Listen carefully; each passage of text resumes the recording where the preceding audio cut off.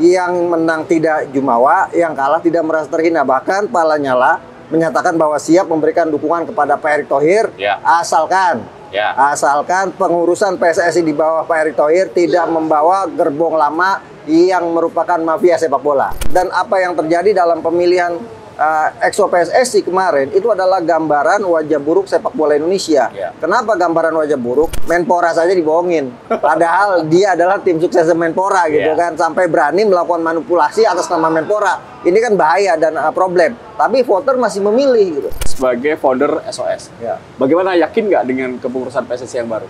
Hingga 2027. Kalau bicara yakin, orang pasti akan berpikir 1000 kali.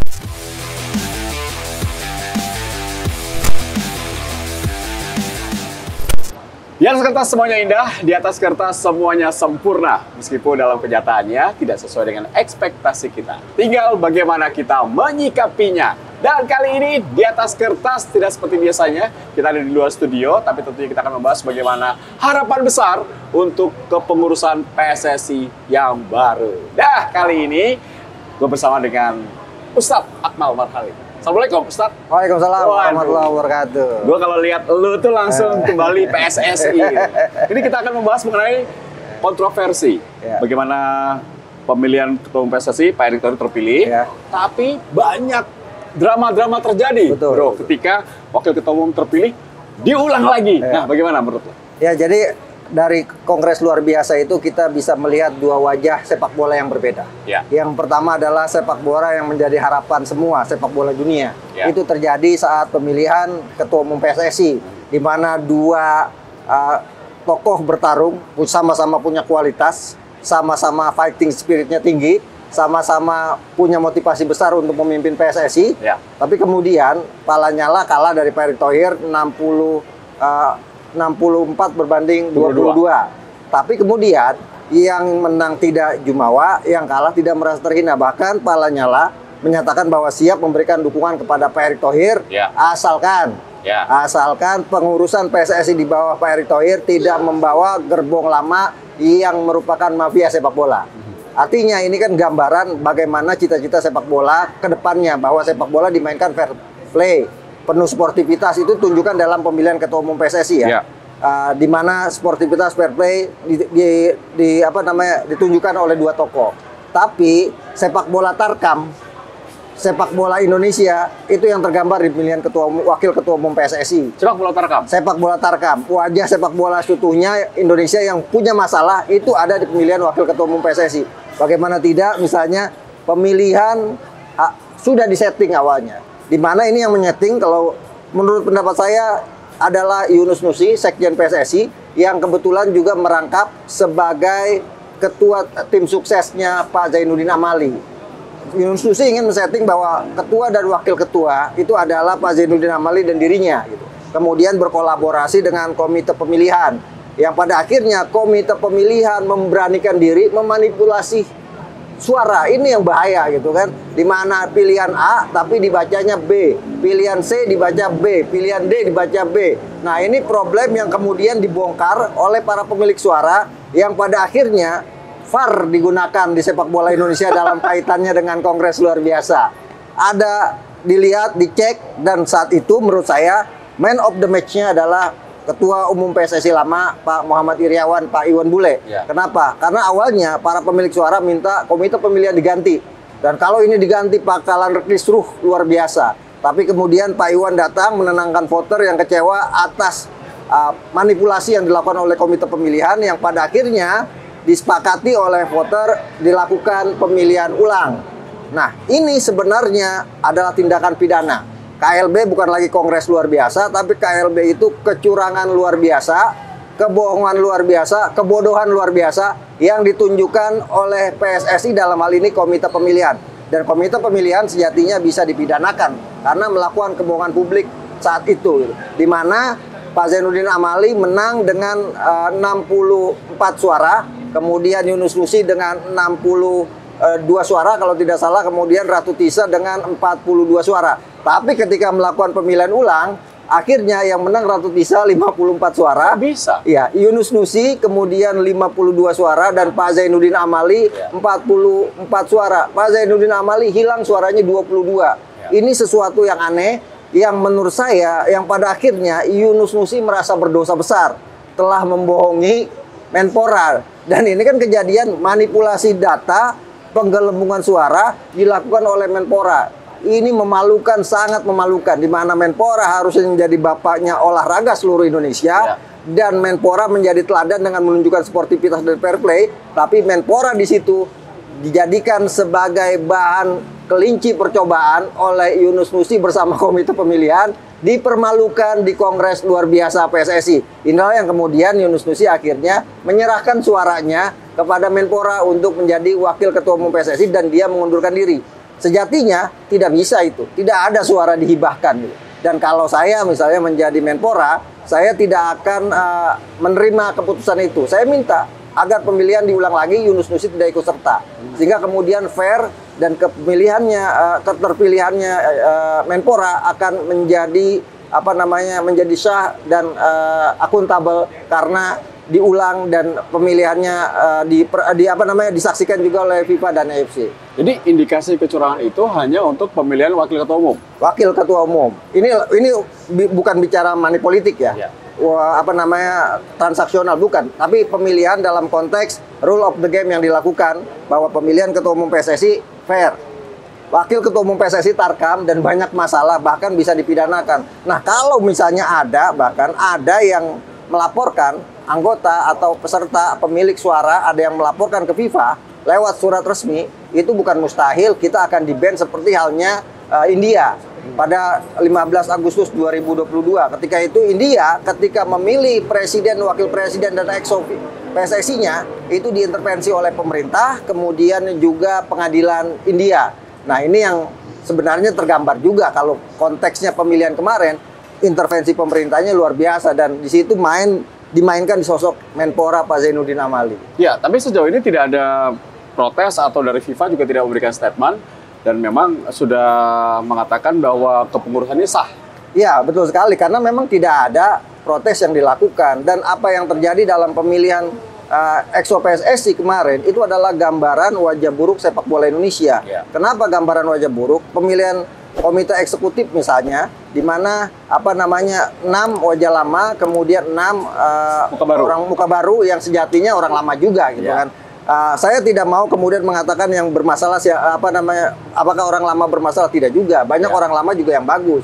Tapi kan ada orang lama yang bermasalah, ada beberapa seperti yang pernah saya sebutkan, Yuni Rahman misalnya kan, Pak Peter Tanuli ada konflik interest antara jadi exco dengan kepentingan bisnisnya terkait Haksiar. Kemudian ada beberapa lagi yang baru juga bermasalah. Sebagai contoh misalnya Muhammad ini adalah tokoh muda yang ada sangkut pautnya dengan tragedi Mojokerto Putra melawan Aceh United ketika gol Krisna Adi tidak dimasukkan dan kemudian menjadi berita luar biasa ketika itu gitu kan. Apakah ini kemudian menjadi dalam tanda kutip noda hitamnya pengurus baru saat ini. Kemudian inilah yang harus menjadi perhatian dari Pak Erick Thohir sebagai ketua umum PSSI. Bagaimanapun nilai setitik akan merusak susu sebelanga kan. Ceritanya itu masyarakat sudah tahu orang-orang siapa saja yang bermasalah, siapa yang tidak bermasalah. Tapi kalau dalam konteks misalnya TGIPF rekomendasinya exco lama harusnya tidak maju lagi, harusnya ya, seperti yang dilakukan oleh Pak Iwan Bule. Kemudian exco baru, harapan kita semua tokoh-tokoh yang benar-benar trust, yang bisa dipercaya. Tapi banyak ternyata tokoh-tokoh yang dalam tanda kutip punya masalah sebenarnya di sepak bola Indonesia, tapi kemudian terpilih. Ini ada kaitannya menurut saya adalah yaitu money politik yang terjadi dalam proses pemilihan, dan ini sangat luar biasa sebenarnya gitu kan. Harusnya kalau kemudian kita mau berpikir tentang masa depan sepak bola Indonesia, voter lebih cerdas dan lebih cerdas dan lebih lebih hati-hati dalam melakukan atau memilih siapa komite eksekutif di PSSI. Nah, ini menarik. Voters, ini tentunya yang akan menjadi penentu 86 voters. Betul. Nah, apakah menurut Akmal memang votersnya tidak mau maju sepak bola kita? Karena memilih orang-orang yang tentunya masih dikatakan orang lama atau yang dikatakan mafia bola. Iya, kalau kita lihat seperti itu, gambarannya sangat jelas. Sebagai contoh misalnya, Yunus Nusi terpilih terpilih dengan suara yang cukup banyak kan, artinya kita harus angkat topi, berarti dia jago dalam bermanuver politik pemilihan wakil ketua umum PSSI, bahkan Menpora saja dibohongin. Padahal dia adalah tim sukses Menpora gitu kan, sampai berani melakukan manipulasi atas nama Menpora. Ini kan bahaya dan problem. Tapi voter masih memilih gitu. Artinya voter kita memang tidak punya keinginan besar untuk memajukan sepak bola. Kenapa? Karena yang dipikirkan dalam pemilihan Exco PSSI kemarin pada tanggal 16 Februari adalah siapa ngasih berapa, NPWP, nomor piro, wani piro. Dan itu transaksi yang menurut saya adalah bukan hal yang yang fitnah atau kemudian tidak dilakukan, itu fakta ya, dan terjadi gitu. Nah, dalam beberapa pengamatan Akmal Marhali di sosial media mengatakan ini KLB settingan. Settingan buat apa sebetulnya? Ya, sejatinya tadinya disetting untuk membuat pengurusnya jadi kuat gitu kan. Dan itu sebenarnya sah-sah saja gitu. Tapi kalau kemudian settingan yang diharapkan itu tidak memenuhi ekspektasi publik, wajar juga publik mengkritisi gitu kan. Kenapa? Karena publik selama 20 tahun terakhir kan dininabobokan oleh kebohongan-kebohongan dalam sebuah kongres dengan visi misi ketua umum PSSI, dengan harapan-harapan besar awal-awalnya, tapi faktanya di lapangan semua tidak dijalankan. Nah, ini yang kemudian harus menjadi ya dalam tanda kutip pegangan buat Pak Erick Thohir dengan pengurusnya yang akan dibentuk nanti, bahwa ada amanat besar dari masyarakat bahwa sepak bola kita harus berubah. Andaikan sepak bola kita tidak berubah, pastinya akan ada gejolak lagi di masyarakat. Yang pertama itu. Yang kedua, jangan sampai kemudian sepak bola dijadikan loncatan politik. Nah, ini yang masih banyak orang bertanya-tanya. Apakah kemudian Pak Erick Thohir akan menyelesaikan masa baktinya sampai 2027 atau tiba-tiba September nanti mencalonkan diri jadi wakil presiden dan kemudian melepas kepemimpinannya di PSSI. Nah, dalam catatan terakhir sejak eranya Pak Lanyala Mataliti sampai eranya Pak Iwan Bule, belum ada ketua umum PSSI yang mampu memimpin PSSI sampai selesai. Jangan sampai ini kemudian tidak selesai juga. Pak Lanyala tidak selesai, bahkan baru 1 minggu sudah dibekukan. Pak Edi Rahmayadi tidak selesai karena kemudian terpilih sebagai gubernur Sumut. Pak Iwan Bule tidak selesai karena tiba-tiba ada dilengsarkan dan dengan akibat dilengsarkan oleh anggotanya lewat surat yang disampaikan Persis Solo dan Persebaya gitu kan. Walaupun dalam tanda kutip terkait dengan rekomendasi tim gabungan independen pencari fakta, tapi sebenarnya kalau menurut saya tidak banyak perannya rekomendasi TGPF. Faktanya yang direkomendasikan untuk tidak maju tetap maju juga gitu. Nah, ini yang menjadi PR. Jangan sampai kemudian sepak bola kembali dikorbankan hanya karena kepentingan politik. Oke, Akmal Marhali sebagai mantan anggota TGPF, kemudian sebagai founder SOS. Bagaimana, yakin nggak dengan kepengurusan PSSI yang baru? Hingga 2027. Kalau bicara yakin, orang pasti akan berpikir 1000 kali untuk yakin ya. Kenapa? Iya, kenapa? Karena kita selama ini selalu yakin di awal, tapi kemudian di tengah jalan dikhianati dalam tanda kutip ya. Dalam proses bagaimana membangun sepak bola Indonesia. Jadi sekarang kita tidak dalam posisi punya harapan besar dan punya keyakinan besar. Kita justru men-challenge apakah kemudian pengurus PSSI ini bisa benar-benar menjalankan mandat dan amanat, bukan cuma rakyat Indonesia, yang paling penting adalah amanat dari 135 orang yang meninggal di Kanjuruhan, bahwa mereka menginginkan sepak bola kita ini sepak bola yang sehat, bersih, profesional, bermartabat, dan berprestasi. Jadi kalau kemudian harapan ada atau tidak, saya pikir terlalu naif kalau kita membebankan harapan kepada pengurus yang ada saat ini, sementara misalnya proses bersih-bersih, proses yang diinginkan oleh masyarakat belum terlihat gitu. Jadi kita tunggu 100 hari ke depan bagaimana PSSI di bawah pemimpinan Pak Erick Thohir, dan dari situlah kita akan melihat apakah ada harapan atau kembali mimpi-mimpi di siang bolong yang kita dapatkan untuk sepak bola kita. Menurut Bro Akmal, kelemahannya di mana? Di wakil ketua umum ataukah di Exco saat ini? Kelemahannya ada di beberapa posisi ya. Di wakil ketua umum juga ada gitu kan. Ya, Pak Zainuddin Amali bagaimanapun juga tercoreng proses pemilihannya, sehingga orang wajar ya kalau kemudian tidak percaya gitu. Sorry, saya potong. Gue potong. Apakah seharusnya Ratu Tisa wakil ketua umum 1, wakil ketua umum 2-nya harusnya Zainuddin Amali? Kalau bicara statuta PSSI, harusnya sekarang kan bukan yang paling tua. Ya. Sebelum dilakukan revisi statuta statuta PSSI pada 2019, Ya. sebelumnya dinyatakan apabila ketua umum berhalangan, maka yang menggantikan adalah wakil ketua yang usianya lebih tua. Oke. Tapi 2019 ketika revisi adalah digantikan oleh yang paling berpengalaman di sepak bola. Satu Gitu bisa kan. dong. Harusnya seperti itu gitu kan, karena fakta ya, Ya. faktanya bukan formalitas. Faktanya Pak Zainuddin Amali sebenarnya tidak punya kurikulum vitae aktif di sepak bola Indonesia dalam koridor PSSI. Betul. Kalaupun kemudian sekarang disahkan dan maju, ya karena kekuatan politik sebagai pejabat negara dan juga ada kepentingan di situ untuk digolkan karena ada rencana yang akan dilakukan untuk kepentingan melakukan transformasi dalam tanda kutip ya, transformasi yang diinginkan oleh presiden. Jadi seharusnya memang Ratu Tisa gitu, seharusnya kalau berdasarkan statuta. Tapi inilah sepak bola kita, faktor politiknya lebih kuat dibanding faktor realistisnya gitu. Ini berarti kejanggalan yang ada juga ya. Betul. Dan kalau tadi balik lagi ke pertanyaan gue sebelumnya, di mana kelemahan dari kacamata SOS? Ya, kelemahan yang ada adalah publik masih belum percaya terhadap langkah-langkah yang mungkin diambil oleh Pak Erick Thohir, walaupun publik punya harapan besar. Ya. Langkah-langkah apa? Langkah-langkah bersih-bersih. Gitu. Bersih-bersih apa? Kartu merah untuk mafia bola kan kata Pak Erick gitu kan. Oh. Tapi apakah kemudian kartu merah itu akan diberikan? Tapi kan gambarannya kemarin adalah kita akan berikan hukuman seumur hidup. Artinya itu hanya kembali di lingkup football family dan itu pernah dilakukan oleh pengurus-pengurus sebelumnya. Gitu. Dan Yang kita jalan. inginkan adalah hukum pidananya juga diberlakukan dan polisi harus proaktif untuk mengatasi ini semua karena faktanya sebelumnya di Satgas Anti Mafia Bola data-data itu sudah ada gitu. Yang paling gampang untuk kemudian menjalankan visi misinya Pak Erick, salah satunya yang kita tunggu adalah Liga 2, Liga 3 akan digulirkan kembali. Itu nanti Ya. ada bahasannya. Betul. Nah, ini artinya salah satu yang kita harapkan benar-benar dilakukan. Nah, kalau kemudian kelemahan yang paling mencolok adalah bukan karena sosok Pak Erick Thohir sebagai ketua ya. Karena bagaimanapun dia punya kekuatan kekuasaan, punya kekuatan politik, punya kekuatan finansial. Tapi bawahan-bawahannya ini, selama ini kan yang merongrong ketua umum PSSI justru yang di bawah gitu kan. Betul.